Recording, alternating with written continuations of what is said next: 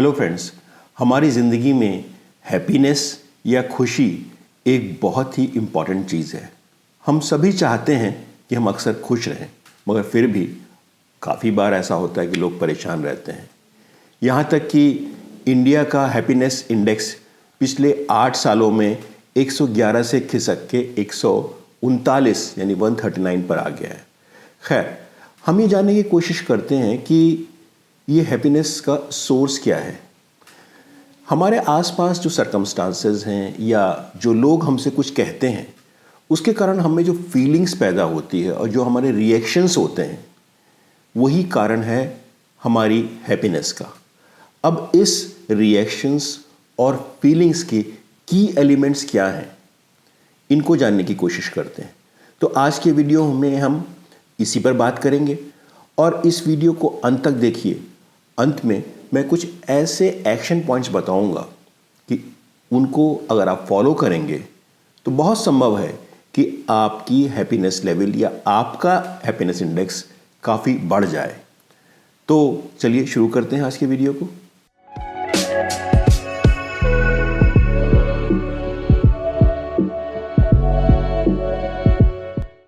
जब हम किसी भी अपने सामने वाले व्यक्ति से बात करते हैं या रिएक्ट करते हैं, तो अक्सर हमारा माइंड फ्रेम क्या होता है, ये एक बहुत इंपॉर्टेंट विषय है। या तो हम अक्सर प्रूविंग मोड में होते हैं, यानी हम जो सोच रहे हैं उसको हम साबित करना चाहते हैं, या हम थोड़े ओपन माइंडेड होते हैं। हमारे माइंड में कुछ ओपिनियन होती हैं जिसके बारे में हम बहुत फिक्स नहीं हैं और हम ये चाहते हैं कि हम ज़्यादा से ज़्यादा जान के इम्प्रूवमेंट मोड में आ जाएं या ग्रोथ माइंडसेट अपना बना लें। चलिए इस बात को एक एग्जाम्पल से समझते हैं। एक दिन एक मेरे पुराने मित्र मेरे पास आए, साथ में उनका बेटा भी आया। उनका बेटा सिविल सर्विस में है, उसने IIT से गोल्ड मेडल हासिल किया था और अब वो ये कह रहा है कि मैं ये सब छोड़ के एक एंटरप्रेन्योरशिप, एक स्टार्टअप शुरू करना चाहता हूँ। मेरे मित्र बहुत ही परेशान थे, वो किसी भी तरह से इस बात के लिए तैयार नहीं थे। दोनों में काफ़ी आर्गूमेंट और बहस हो रहा था और वो मेरे पास आए थे इस बात को समझने के लिए या मुझसे शेयर करने के लिए।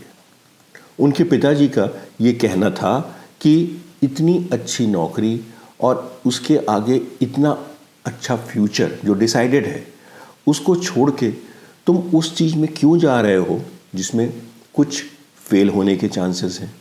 उनके बेटे का ये कहना था कि ऐसे कई सिविल सर्वेंट्स हैं जिन्होंने अपनी नौकरी छोड़ के कुछ एंटरप्रेन्योरशिप शुरू किया। जैसे एक अनअकैडमी का एग्जाम्पल वो दे रहा था, वो काफ़ी बड़ा स्टार्टअप बन गया। या वो ये भी कह रहा था कि गूगल या माइक्रोसॉफ्ट के जो हेड है वो एक IAS भी हो सकते थे, तब शायद उसकी नज़र में वो एक मामूली होते। तो खैर, बात अपने अपने पर्सपेक्टिव की है, अपने अपने तरीके से चीज़ों को देखने की है। बात ये कम है कि क्या सही है क्या गलत है, क्योंकि अक्सर हम चीज़ों को जब देखते हैं तो वो हमारी नज़र से सही होती हैं। हो सकता है कि वो दूसरे की नज़र से उसे सही नहीं लग रही हूँ। इस बातचीत के क्रम में मैंने नोट किया कि मेरे मित्र एकदम प्रूविंग मोड में थे। वो अपनी बात पे फिक्स थे और किसी तरह से सुनने के लिए नहीं तैयार थे। कई बार उन्होंने कहा कि मैं जानता हूँ, मुझे पता है, तुम मेरी बात सुनो, मैं बड़ा हूँ, मैं तुमसे कह रहा हूँ, मैंने दुनिया देखी है, तुम कुछ नहीं जानते हो। तो इन सेंटेंसेस को सुन के मुझे कुछ याद आया कि कई बार हम भी इन सेंटेंसेस का इस्तेमाल करते हैं। और ये सेंटेंसेस या वाक्य जब कोई व्यक्ति बोलता है तो वो क्या शो करता है? वो ये शो करता है कि वो अपनी बात को साबित करना चाहता है, प्रूफ करना चाहता है, या यूँ कहें कि वो प्रूविंग मोड में या प्रूविंग स्वरूप में है। इसके विपरीत क्या हो सकता है? इसके विपरीत ये हो सकता है कि वो इम्प्रूवमेंट मोड में हो, वो दूसरों के विचार को भी सुने, और उसे हम कहते हैं इम्प्रूविंग मोड या ग्रोथ माइंडसेट। ग्रोथ माइंडसेट के बारे में मैंने अपने पुराने video the older the better में चर्चा की है, उसका लिंक भी मैं नीचे दे रहा हूँ। उसे आप डिटेल में देख के ये समझ सकते हैं कि ग्रोथ माइंडसेट क्या होता है और वो क्यों ज़रूरी है हमारी खुशी के लिए। इस बात को अच्छी तरह से समझने के लिए और हमें अपने आप में कुछ इम्प्रूवमेंट लाने के लिए मैं आपसे कुछ सवाल पूछता हूँ। आप कॉन्शियसली बहुत ध्यान से, अगर अभी नहीं तो बाद में, इन सवालों के जवाब सोचने की कोशिश करिएगा, क्या किसी भी विषय पर आप या हम पूरी रूप से फाइनलिटी पे पहुंच गए हैं? क्या उस विषय पर अब हमें किसी नई इन्फॉर्मेशन या जानकारी की ज़रूरत नहीं है? अगर आप ये सोचते हैं कि नहीं, ऐसा नहीं है, मुझे भी उस बारे में मेरी जो ओपिनियन है उसके बारे में कुछ नई इन्फॉर्मेशन है या नॉलेज अगर हो तो मैं उसे प्राप्त करूँगा, तो हो सकता है कि वो नॉलेज या वो इन्फॉर्मेशन अगर एविडेंस के आधार पे है तो आपको उसे मानना पड़े, और तब आपके जो पुराने बिलीफ या वैल्यूज़ हैं आपको उनको बदलना पड़े।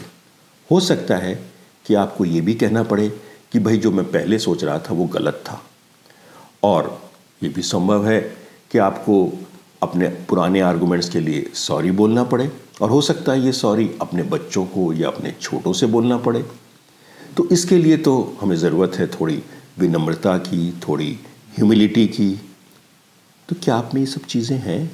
ज़रा इस पे भी सोचिएगा। एक और बात मैंने जो ऑब्ज़र्व की उन बाप और बेटे की बात से, वो ये थी कि जब आदमी प्रूविंग मोड में हो और वो अपनी बात को साबित करना चाहता हो, तो उस आदमी से शायद कोई भी आर्गुमेंट करना ठीक नहीं है, क्योंकि वो तो आपकी बात को सुन ही नहीं रहा है। अगर सुन भी रहा है तो खाली दिखा रहा है, उसका माइंड क्लोज है, ना वो आपकी बात को समझ रहा है, सुन तक नहीं रहा है। तो ऐसी चीज़ में ऐसे व्यक्ति से फिर वो चाहे कोई भी हो, किसी भी तरह का आर्गुमेंट करना या बहस करना बेकार है। तो आप ये भी एक जान लीजिए कि अगर आप ये करेंगे तो आप फ्रस्ट्रेट होंगे, आप दुखी होंगे। ऐसे समय में ऐसे व्यक्ति के साथ, चाहे वो जो भी हो, please don't enter into any argument, you will be happier. अच्छा, चलिए अब ये जानने की कोशिश करते हैं कि आप किन बातों को ऑब्जर्व करके ये जान सकते हैं कि सामने वाला व्यक्ति या आप प्रूविंग मोड में हैं या इम्प्रूविंग मोड में। नंबर 1, टॉकिंग मोर लिसनिंग लेस, यानी ज़्यादा बोलना और कम सुनना। और अगर सामने वाला व्यक्ति सुन भी रहा है तो पैसिव लिसनिंग कर रहा है, यानी सिर्फ ऐसा दिखा रहा है कि मैं सुन रहा हूँ, पर उसमें उसका कोई इंटरेस्ट नहीं है, उसका दिमाग उसे समझने की कोशिश नहीं कर रहा है। शायद उस व्यक्ति का बिहेवियर देख के आप इस बात को समझ सकते हैं। Number 2, preaching, prosecuting and politicking mode, यानी उपदेशक या एक मुकदमेबाजी करना या एक राजनीतिज्ञ की तरह बात करना। अगर आप देखते हैं कि सामने वाला व्यक्ति जब आपसे बात कर रहा है, या आप कभी कभी ऐसे अपने को ऑब्जर्व करें कि आप सिर्फ उपदेश दे रहे हैं, या फिर आप किसी से आर्गुमेंट करने में, कोई बात में विचार करने में सिर्फ उसकी बात को काट रहे हैं, यानी कि एक वकील की तरह अपने पॉइंट को मुकदमेबाजी चला रहे हैं उसके ऊपर, या एक राजनीतिज्ञ की तरह बात कर रहे हैं। इसको बोलते हैं 3P mode, preaching, prosecuting and politicking mode. और ये मोड आप देख के पहचान सकते हैं। अगर आप ये बिहेवियर कर रहे हैं या सामने वाला कर रहा है, इसका मतलब वो प्रूविंग मोड में है। Number 3, not thinking like a scientist.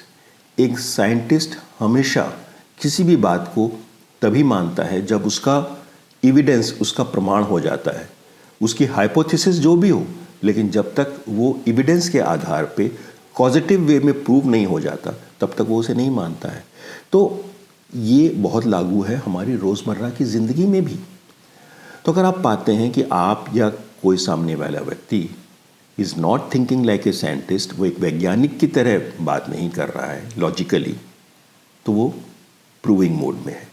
Number 4, over confidence नज़र आना, जो हमें दिख जाता है उसकी बातों से। नंबर 5, अगर किसी भी बात में कोई डाउट है या शक है तो उसको वैसे ही छोड़ देना, अपने पुराने विचारों के आधार पे उसे साबित करते रहना, या उसको इन्वेस्टिगेट करने की, उसका लॉजिक ढूंढने की कोशिश करना।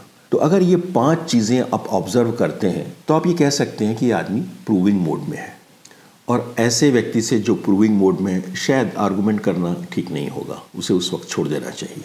तो अब आते हैं एक्शन पॉइंट्स पे, यानी अगर आप चाहते हैं इन सब के बाद कि आपकी खुशी का लेवल बढ़े, तो उसके लिए कुछ एक्शन पॉइंट्स मैं बता रहा हूँ, जिनको सोचकर अगर आप फॉलो करना चाहते हैं तो शायद आपकी हैप्पीनेस लेवल बढ़ जाएगी। Number 1, think like a scientist. अपनी रोज़मर्रा की ज़िंदगी में हर चीज़ में जब आप किसी से बर्ताव करते हैं, बात करते हैं, तो ये सोचिए कि आप एक साइंटिस्ट हैं, एक वैज्ञानिक हैं। अगर आप कोई बात कह रहे हैं या सामने वाला कोई बात कह रहे हैं तो उसमें क्वेश्चन पूछिए, why, how, when, where, and if you get the answer, अगर आपको इनके जवाब मिलते हैं यानी कि वो बात तथ्य और सबूत पर आधारित है, तो उसको आगे फॉलो करिए। Number 2, seek out information that goes against your views. आपके व्यूज़ से विपरीत जो भी इंफॉर्मेशन है उससे दूर मत भागिए, जहाँ तक हो सके उसको जानने की कोशिश करिए।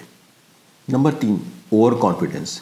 ये देखिए कि आप में कभी ओवर कॉन्फिडेंस नहीं हो, पर हम ये कैसे जान सकते हैं कि हम में या किसी व्यक्ति में ओवर कॉन्फिडेंस है या नहीं? देखिए, इसको जानने का एक बहुत ही आसान तरीका है। आप जो बात कह रहे हैं, अगर आप उसको बहुत ही सिंपल तरीके से किसी बच्चे को समझा सकते हैं तो आप ओवर कॉन्फिडेंट नहीं हैं। चलिए एक एग्जाम्पल लेके समझते हैं।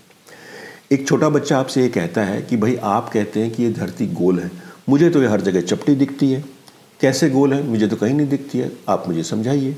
अगर आप उसको बहुत ही सिंपल भाषा में इस तरह से समझा सकते हैं कि वो समझ जाए और कन्विंस हो जाए, नॉट विद योर अथॉरिटी, अपने ज़ोर ज़बरदस्ती और फादर होने के या एल्डर होने के ज़ोर से नहीं, कि हाँ ये धरती गोल है, इसका मतलब आप में ओवर कॉन्फिडेंस नहीं है।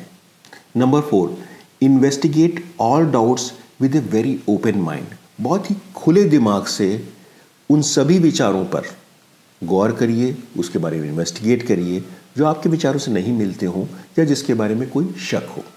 Number 5, embrace the Joy of being wrong. गलत होने में भी एक बहुत सुख है। आप ऐसे सोच सकते हैं कि जब आपको ये पता लगा कि आप गलत थे तो आपको कुछ नई इन्फॉर्मेशन मिली, आप करेक्ट हो गए और आपकी ग्रोथ हुई। क्या ये खुशी का मौका नहीं है? तो embrace the joy of being wrong because you increase your knowledge।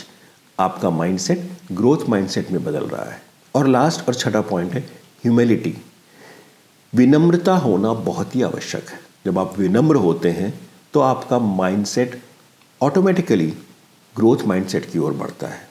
और ग्रोथ माइंडसेट की हमारी ज़िंदगी में क्या वैल्यू है, हमारी खुशी के लिए वो कैसे रिलेटेड है, इसके लिए मैंने आपको बताया। आप मेरा पुराना video the older the stronger देखिए। तो दोस्तों, आप ये मानिएगा कि एक हमारी हैबिट है एक माइंडसेट की, हम किस तरह से बिहेव करते हैं, और इस हैबिट को बदलने के लिए इन एक्शन पॉइंट्स को फॉलो करिए। जब आप इन एक्शन पॉइंट्स को फॉलो करेंगे तो आपकी हैबिट धीरे धीरे चेंज होती जाएगी, और इसे कहते हैं हैबिट रिवर्सल। हैबिट रिवर्सल इस चीज़ के लिए आवश्यक है क्योंकि माइंडसेट को हमें चेंज करना है और ग्रोथ माइंडसेट में लाना है। ग्रोथ माइंडसेट हमें इम्प्रूवमेंट मोड में लाएगा और हमारी हैप्पीनेस लेवल, हमारे हैप्पीनेस इंडेक्स को बढ़ाएगा। तो चलिए दोस्तों, अगर आपको मेरा वीडियो पसंद आया तो इसे ज़रूर शेयर और लाइक करिए। मेरी चैनल को भी सब्सक्राइब करिएगा। फिर मिलते हैं अगले वीडियो में, तब तक के लिए नमस्कार, धन्यवाद, बाय बाय।